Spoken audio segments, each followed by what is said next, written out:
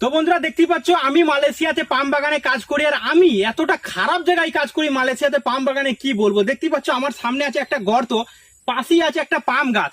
এই যে দেখতেই পাচ্ছ পাম গাছ, এই পাম গাছটা তো পাম গাছ মনে হচ্ছে না, কারণ একদম অমানুষের মতো লাগছে। এই পাম গাছটাকে আমায় এখন কেটে পরিষ্কার করে মানুষ করতে হবে।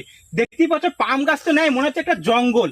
ঠিক আছে, তো এই জঙ্গলের মধ্যে ঢুকে আমায় কাজ করতে হচ্ছে মালয়েশিয়াতে পাম বাগানে।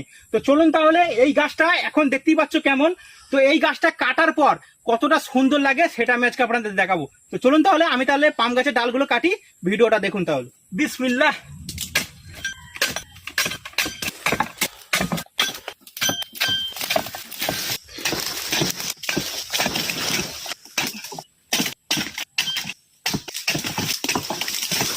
তো বন্ধুরা দেখতেই পাচ্ছ এই পাম গাছটাকে অমানুষ থেকে মানুষ করে দিলাম, আর পাম গাছটা কত সুন্দর লাগছে দেখুন।